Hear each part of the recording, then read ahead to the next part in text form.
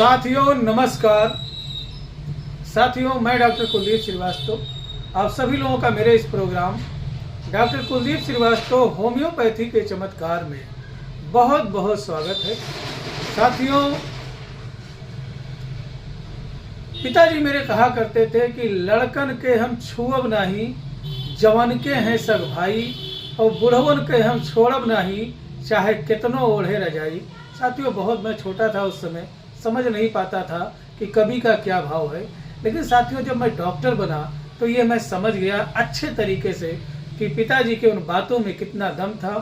साथियों ठंडक जो है बहुत ज़्यादा बुजुर्गों को सबसे पहले लगता है, और साथियों हम जान नहीं पाते हैं, हम छोटी छोटी गलतियां करते रहते हैं जिसका भुगताना, जिसका हर्जाना हमारे घर के बुजुर्गों को जो है झेलना पड़ता है। साथियों बुजुर्गों को क्या चाहिए, सिर्फ एक छोटी सी मुस्कुराहट और इतना पूछ लीजिए कैसे हैं आप। साथियों उस समय संसाधन कम था, लेकिन आज के दौर में साथियों हर जगह हीटर है, ब्लोवर है, आग की व्यवस्था है, तो थोड़ा बहुत उनके लिए ऐसी चीज़ों की आप व्यवस्था कर दें। और अदरक, काली मिर्च, गिलोय हर जगह उपलब्ध है। इसका काढ़ा तुलसी जी का पत्ता मिला करके अगर जो उनको सुबह शाम दे दिया जाए तो उम्मीद करते हैं पूरी सर्दी बीत जाएगी, उन्हें कोई दिक्कत नहीं होगा। साथियों एक बहुत ही गहन मुद्दे पे आज जो है बात करने जा रहा हूँ आपसे। साथियों बहुत से हमारे ऐसे भाई बंधु, माताएं बहनें, बुजुर्ग जन, युवा पीढ़ी ईश्वर को कोसते रहते कि भगवान नहीं चाहता है कि वह खुश रहे, भगवान ने उनको इस मुसीबत में ढकेल दिया है, भगवान ने ये बीमारी दे दी है, किस्मत खराब है। और इसका रोना वह कई महीनों कई सालों से रो रहे हैं और अपनी बीमारी को ज्यों का त्यों भगवान के भरोसे छोड़ बैठे हैं। जी हाँ दोस्तों, आज हम लोग बात करेंगे पैरालाइसिस।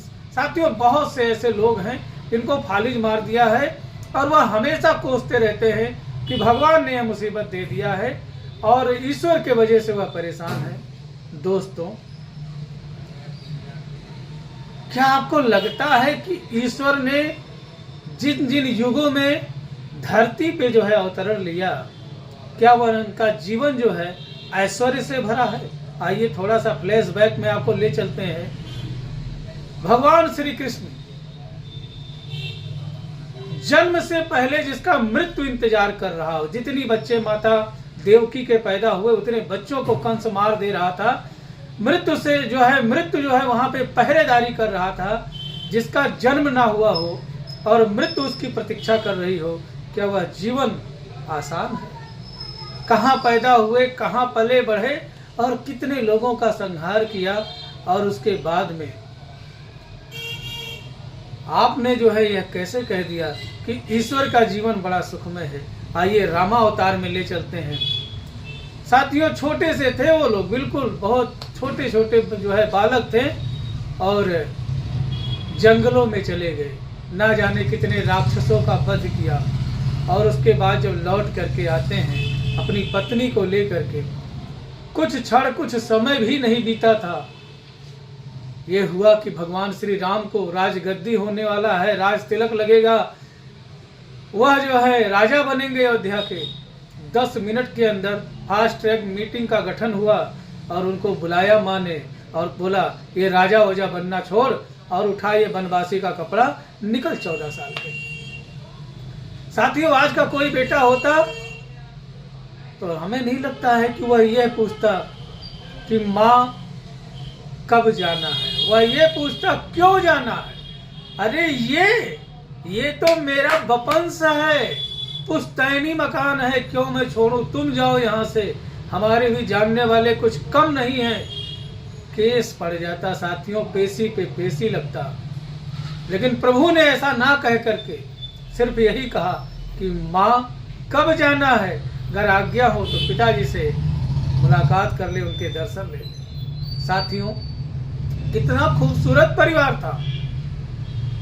चले गए, छोटा भाई लक्ष्मण भी साथ में चला गया, तीसरा भाई आता है, दौड़े दौड़े जाता है, मिलता है, और वहां से प्रभु के खड़ाऊ भी लेकर के चला आता है। एक दो दिन की बात नहीं थी मित्रों, 14 साल काटने थे। यह भी नहीं सोचा कि कंकड़ पत्थर, ईंट पत्थर, कांटों पे चलना है, और जो पैर मखमल और कालीन पे चलते थे साथियों, फूलों पे जो है चलते थे, वह पैर 14 वर्ष तक नंगे पांव चले साथियों। आप कहते हैं कि ईश्वर ने आपको मुसीबत दिया। ईश्वर ने क्या कम मुसीबतों का सामना किया?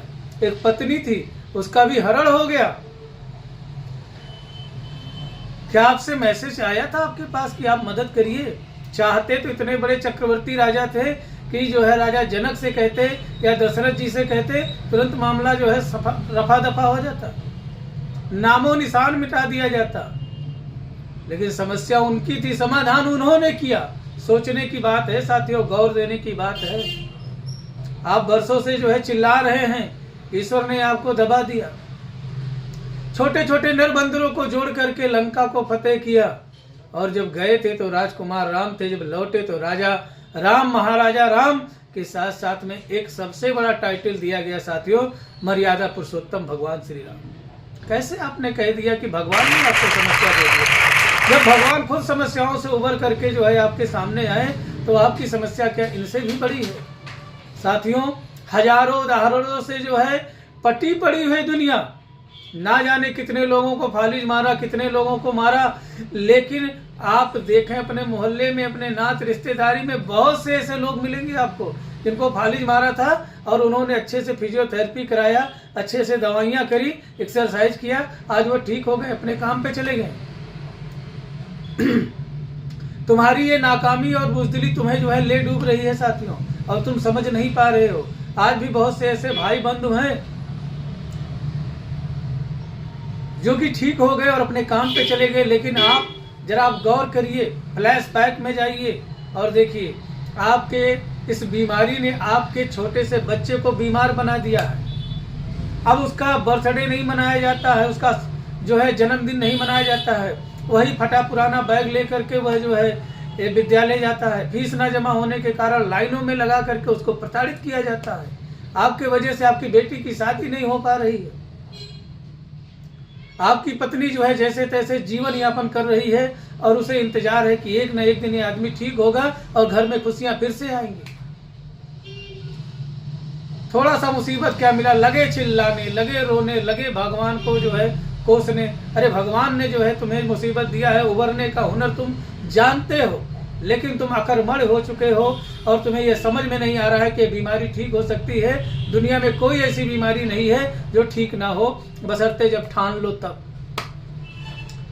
युवराज सिंह को कैंसर हुआ, वह ठीक हो गए। मनीषा कोइराला को कैंसर हुआ, वह ठीक हो गए। जिस व्यक्ति के पैर नहीं है वह मैराथन दौड़ रहा है। क्या आपकी समस्या इससे बड़ी है? बस आप ठीक होना नहीं चाह रहे हैं, इसीलिए आप पड़े हुए हैं और लोगों से मदद मांग रहे हैं और खुद को कोस रहे हैं। मुझे लगता है कि अगर जो समस्या बड़ी है तो समाधान और मेहनत उससे भी बड़ा होना चाहिए साथियों। और आपसे करबद्ध हाथ जोड़ के निवेदन है, प्लीज जाइएगा नहीं, आज का वीडियो देख करके जाएं, और उम्मीद करते हैं आज के बाद में पैरालाइसिस नाम जैसी कोई चीज आपके पास नहीं रहने वाली है। बशर्ते तो करते चलिए कि मुझे ठीक ही होना, ठीक होने से पहले रुकना नहीं है। फिजियोथेरेपी घर पे ही करें, कुछ भी करें, हरकत करें। और आपने जो है अपनी समस्या को भगवान के ऊपर छोड़ रखा, क्या पता भगवान इंतजार कर रहा है कि यह कुछ करने की कोशिश करे, मैं इसको खड़ा कर दूं। साथियों, आपके खड़ा होने से ना जाने कितनी मुसीबतें टूट जाएंगी। बच्चों की जो परेशानियां, वो परेशानियां खत्म हो जाएगी। जिन लड़कियों की शादी नहीं हो पा रही आपके फालिज मारने के वजह से, घर में कोई कमाने वाला ही नहीं रह गया, तो साथियों मुझे लगता है कि आज आपका ये एक डिसीजन कि मुझे ठीक ही होना है, आपका एक छोटा सा डिसीजन आपके परिवार पे मुस्कुराहट ला सकता है। क्या बात करते, कैसे नहीं ठीक होंगे? आइए बात करते हैं। साथियों, आपसे करबद्ध निवेदन है कि यह वीडियो जानकारी मात्र हेतु है, और इस दवा का प्रयोग, मेरे द्वारा बताई गई दवा का प्रयोग अपने किसी नज़दीकी रजिस्टर्ड होम्योपैथिक चिकित्सक के परामर्श एवं दिशा निर्देश में करें। यदि आप मुझसे बात करना चाहते हैं, मुझसे परामर्श लेना चाहते हैं, तो ऊपर दिए हुए नंबर पे हर रोज मैं सोशल मीडिया के लिए दोपहर 1 से 2 निःशुल्क कैंप लगाता हूं। आप फोन करें, बात करें, हर संभव आपका मदद करने का प्रयास करूंगा। यदि आप दवा करने में असमर्थ है, आपके पास पैसे नहीं है, पैसे के अभाव में दवा नहीं कर रहे हैं, तो आ जाइए लखनऊ। हर मंगलवार को निःशुल्क होम्योपैथिक कैंप लगाता हूं और वहां पर दवाइयां और परामर्श बिल्कुल फ्री हैं, 1 भी रुपया नहीं देना है। गरियार, यदि आपको आने में जो है दिक्कत हो रही है और टिकट की समस्या आ रही है तो फोन करिए, टिकट भेजते हैं, लखनऊ में रुकने की व्यवस्था करते हैं, खाने पीने की व्यवस्था करते हैं, यथासंभव जो कुछ मुझसे हो सकेगा। अब मैं 5 स्टार होटल तो नहीं कर सकता हूँ, हाँ, लेकिन कोशिश करूँगा कि आपका पेट भर जाए और आपको ठंडक ना लगे और आपके आने जाने की व्यवस्था कर दूंगा। आइए साथियों, शुरू करते हैं। साथियों, यदि आप किसी कार एक्सीडेंट से, बाइक एक्सीडेंट से, रोड एक्सीडेंट से जो है, अगर जो आपकी रीढ़ की हड्डी में चोट आ गई, स्पाइनल इंजरी हुआ और उसके बाद में आपको पैरालिसिस का अटैक पड़ा है, तो साथियों ऐसे में बेलिस परनेलिस जबरदस्त होम्योपैथिक मेडिसिन है और मुझे पूरा उम्मीद है कि महीना 2 महीने में आप एकदम से ठीक हो जाएंगे। Due to the head injury, जी हाँ दोस्तों, यदि आपके सर में चोट लगा, किसी ने मार दिया, डंडा मार दिया, चोट लग गया, दीवार में लड़ा दिया, या जिसके वजह से जो है आपको हेड इंजरी हुई और कोई रक्त का थक्का जम गया वहां पे और अब कोई अंग काम नहीं कर रहा है आपका, या आपको इंसेफेलाइटिस हो गया था, या आपको जो है साथियों कोई जो है दिमागी बुखार हो गया। जी हाँ दोस्तों, दिमागी बुखार के बाद में लंबा जो है दिमागी बुखार रहा, अब आपको पैरालिसिस जो है हो गया है, तो ऐसे मरीजों के लिए साथियों नेट्रम सल्फ बहुत जबरदस्त मेडिसिन है, बहुत बढ़िया काम करती है। साथियों, कोई नर्व इंजरी हो गई हो आपको, जी हाँ दोस्तों, कोई नर्व इंजरी हो गई, अब उसके बाद में पैरालिसिस जो है देखने को मिल रहा है, तो साथियों ऐसे मरीजों के लिए हाइपेरिकम, जी हाँ दोस्तों, hypericum is the best medicine, बड़ा अच्छा काम करता है।